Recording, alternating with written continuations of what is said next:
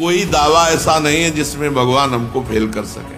100% छूट वाला, इसमें 1% का कोई पूरा का पूरा छूट है। सब गुरुओं के गुरु हैं, वो सुधार देंगे। दोनों हाथ उन्हीं के हैं, एक हाथ से उन्होंने बिगाड़ा है तो दूसरे से बना देंगे। उसको अपने पापों का प्रायश्चित नहीं करना पड़ता, स्वयं भगवान उसके पापों को धोते हैं, भस्म कर देते हैं। ये बहुत सुंदर बात है, ये बहुत विश्वास करने योग्य बात है, बड़े आनंद की बात है कि जैसे हम एक मकान किसी के नाम में लिख देते हैं, पूरा का पूरा मकान जब हम अपना अधिकार हटा देते हैं और किसी को दे देते हैं, तो उस मकान में जो कूड़ा करकट, टूटा फूटा, जाल, छिपकली, जो कुछ सब उसी के नाम हो जाते हैं। अब उस मकान के सुधार और सफाई का भार उस पर नहीं रहा, उस पर रहा जिसको समर्पित कर दिया गया। ऐसे ही अपने जीवन को भगवान के चरणों में समर्पित कर दिया तो काम, क्रोध आदि गंदगी, नाना प्रकार के दोष, और बहुत टूटा फूटा मकान है, बड़ी गंदगी है इस मकान में, पर एक गुंजाइश है समर्पण करने की, और समर्पण करने का योग भी उन्होंने बनाया, तो अब हम समर्पण कर देते हैं।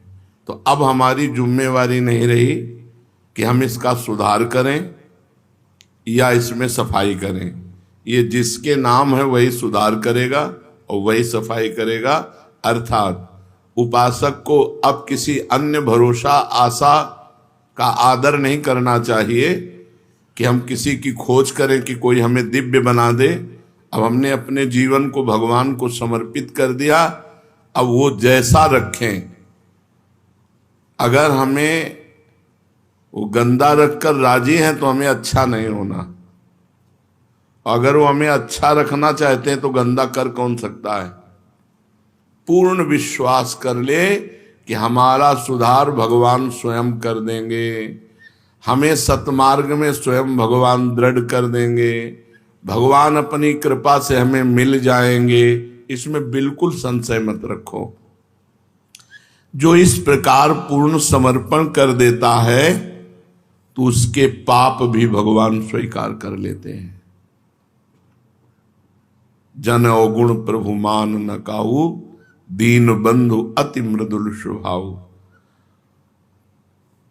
उसको अपने पापों का प्रायश्चित नहीं करना पड़ता, स्वयं भगवान उसके पापों को धोते हैं, भस्म कर देते हैं, जो समर्पण हो जाता है। कितना बढ़िया भैया, कुछ खर्चा नहीं और माला माल हो जाना है। अब इसमें ये तो नहीं बताया जाता कि कपड़े उतार करके ठंडी में जल में खड़े हो या सूर्य में तप, अग्नि आसपास लगा के तपो, ऐसा कुछ नहीं। जैसे हो, जहां हो, जो भी हो, भगवान को समर्पित हो जाओ और नाम जप करो। जितना तुमसे बन सकता है, शेष काम आगे का भगवान संभाल लेंगे। जहां सुधार करना है वहां जलन देंगे, विपत्ति देंगे, अपमान देंगे, पिटवाएंगे, अपने आप सुधर जाओगे।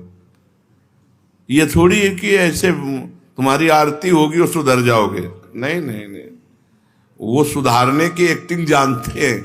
जगत गुरु है वो, सब गुरुओं के गुरु हैं, वो सुधार देंगे। सुधर जाओ तो सुधर जाओ, नहीं सुधार देंगे।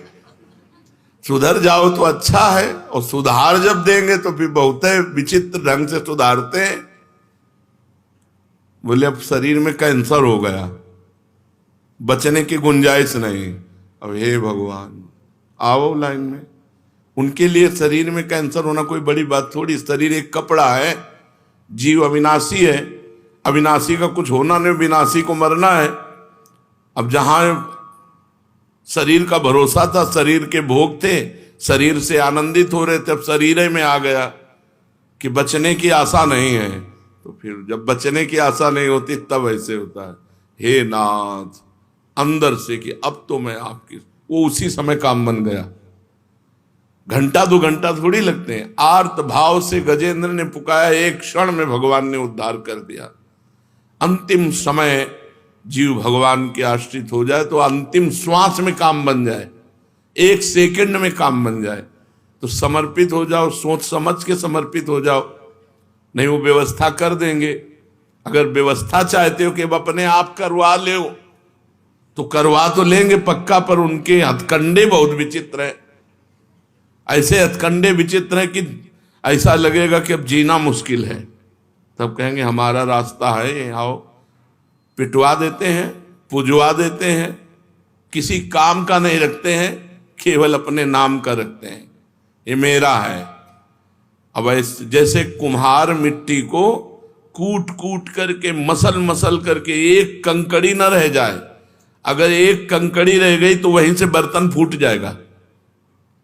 इतनी सरसों जैसी कंकड़ी रह जाए तो पूरा घड़ा बेकार हो गया। ऐसे ही भगवान कूट कूट करके अपने भक्त को बिल्कुल निराभिमान, दैन्य, सरस, सहज, सरल ऐसे बना देते हैं। वैसे बनाएंगे तो वही, लेकिन हमें लगता है जितनी सामर्थ्य थी पहले बन जाओ फटाफट, उनके ऊपर मत छोड़ो। नहीं, वो अपना जब प्रोसेस शुरू करते हैं तो दोनों किडनी फेल। जिस आश्रम में रह रहे हो उससे भी निकाल दिए गए। झोला टांगे राधा वल्लभ जी सामने बैठे, न रहने का ठिकाना, न खाने का ठिकाना, न कोई बात करने वाला, न कोई बोलने वाला, कहीं का नहीं रखते। जो कहीं का नहीं रहता वो प्रभु का होता। असली में शरणागति तभी होती है जब कोई आश्रय नहीं रह जाता। ये दुर्भाग्य है कि ऐसे सुहृद भगवान का हम तब आश्रय लेते हैं जब कोई आश्रय नहीं रह जाता। नहीं तो हम पहले ही आश्रय ले लें तो ऐसी घटना ही नहीं हो पाएगी। यदि महल में ही पुकार देती द्रौपदी जी तो केस पकड़ने की सामर्थ्य नहीं दुशासन की थी कि वो केस पकड़ के घसीटता हुआ सभा में लाता। वो जब केस पकड़ा तो उनको भरोसा पांडवों का हुआ, प्रभु का नहीं हुआ। प्रभु का भरोसा, प्रभु का आश्रय, वो सब सुधार लेंगे। देखो, बिगड़ा भी उन्हीं से है, बनेगा भी उन्हीं से। बिगड़ा उनसे कैसे? उन्हीं की तो माया शक्ति है, उन्हीं की माया शक्ति ने बिगाड़ा है और कृपा शक्ति बना देगी। दोनों हाथ उन्हीं के हैं, एक हाथ से उन्होंने बिगाड़ा है तो दूसरे से बना देंगे। तीसरा कोई ऐसा नहीं है जो हमें बना सके। उनके एक हाथ ने बिगाड़ा है, वाम मार्ग, उनके विरुद्ध चलने वाले हमारी जो इच्छा है वही हमें बिगाड़ दी। ये इच्छा माया से जागृत हुई है। और दाया मार्ग, उनके अनुकूल चलने की जो इच्छा है ये भगवान की भक्ति से जागृत होती है, उनकी कृपा से जागृत होती है। तो हमारी दुर्गति भी उन्हीं से हुई और सदगति भी उन्हीं से होगी। तुम्हारी माया बाजी पसारी विचित्र, सुनि मुनि मोहे काकी कोड़, कह हरिदास तुम हारे और हम जीते तो न तोड़। बिल्कुल निश्चिंत रहो, कोई दावा ऐसा नहीं है जिसमें भगवान हमको फेल कर सके। बोले तू कामी भ्रष्ट हो गया, तो आप कहां थे जब मैं आपकी शरण में हूं? तो आप कहां थे? और आकर्षण किसने किया और भ्रष्ट किसने किया? आकर्षण आपकी माया ने किया। डांट देते हमें, उसको डांट देते, तब तो देखते रहे। तो अब निर्णय तुम्ही को करना है। तुम्हारी माया बाजी पसारी विचित्र, सुनि मुनि मोहे काकी कोड़। किसकी गोद में बैठकर बड़े बड़े मुनिजन भूल कर गए आपकी माया की। तो तुम हारे और हम जीते तो ना तोड़। फिर भी आप कि मैं हार गया तो अब चलो इसका कल्याण करना बंद कर दे, फिर भी आप सुधारने में लगे हो। जय हो आपकी। यद्यपि आप हार चुके हो सुधारते सुधारते, और हम बिगाड़ते बिगाड़ते जीत गए हैं, लेकिन फिर भी आप सुधारने में लगे हो, इसलिए आपकी जय हो। पक्का समझो, शरणागत का सारा भार प्रभु ले लेते हैं। अपने को बिल्कुल बेपरवाह होना है। अपने जितने बेपरवाह हो जाते हैं उतने ठीक हो जाएंगे। ऐसे हो जाओ, नाथ पूरा भार आपके चरणों में, मेरे से कुछ नहीं संभरेगा। तो उस भक्त के पाप भी भगवान स्वयं भस्म कर देते हैं, स्वयं भगवान धोते हैं। ये भोग वासना भरे हृदय से समर्पण हो जाए तो क्या भगवत प्रेम मिल जाएगा? हमारे हृदय में भोग वासनाएं हैं, बड़ा गंदा है। और ऐसे ही हृदय से ऐसे समर्पण कर दें तो भगवान मिल जाएंगे, प्रेम मिल जाएगा। हाँ, ये बहुत छूट वाला, जैसे दीपावली को छूट होता ना 25% छूट, 40%, इसमें 100% छूट है। ये शरणागति का ऐसा मार्ग है 100% छूट वाला, इसमें 1% का कोई, पूरा का पूरा छूट है। कह रहे हैं हाँ, जैसे पतित हो, जैसे गंदे हो, जैसे हो वैसे ही भगवान की अपिचेत सुदुराचारो भजते माम अनन्य भाग साधुरेव समंतव्या सम्यक व्यवसिता ही सा। जिसने ईमानदारी से अपने आप को भगवान के चरणों में समर्पित कर दिया, उसकी आसक्ति, उसकी वासना, उसकी कामना स्वयं भगवान ले लेते हैं, स्वयं भगवान ले लेते हैं, अपने चरणों में आसक्ति करा देते हैं और भगवत सुख की वासना जागृत कर देते हैं और अपने मिलन की कामना जागृत कर देते हैं। आसक्ति अपने चरणों की, वासना भगवदानंद की, कामना भगवत मिलन की। ये शरणागति की आसक्ति, वासना, कामना ये भगवान बदलते हैं। बोले हमारी तो नहीं बदले, चुप रहो, चिंता मत करो, कोई घाटे में थोड़ी हो, नहीं बदले तो घाटे में तो हो नहीं। शरणागत हो गए हो तो अब संशय मत करना कि मैं हुआ हूं कि नहीं हुआ हूं, ऐसा मत करना। मैं शरणागत हूं, हृदय से पक्का विश्वास, प्रभु का शरणागत हूं। बददेव गुरुदेव भगवान ने एक बार कहा, तुम चिंता क्यों करती हो, प्रिया प्रीतम का शरणागत है। ये सुनकर अपार सुख हुआ कि हम तो शरणागत जो हैं जैसे हैं, लेकिन मेरे गुरुदेव कहते हैं कि वो प्रिया प्रीतम का शरणागत है। अब हमें चिंता की बात नहीं, अब हमारी कोई चिंता की बात नहीं। हम तो कहते ही शरणागत हैं और गुरुदेव ने कह दिया वो प्रिया प्रीतम का शरणागत है, तुम्हें चिंता करने की बात नहीं। तो गुरुदेव ने मेरा सारा भार प्रिया प्रीतम को दे दिया।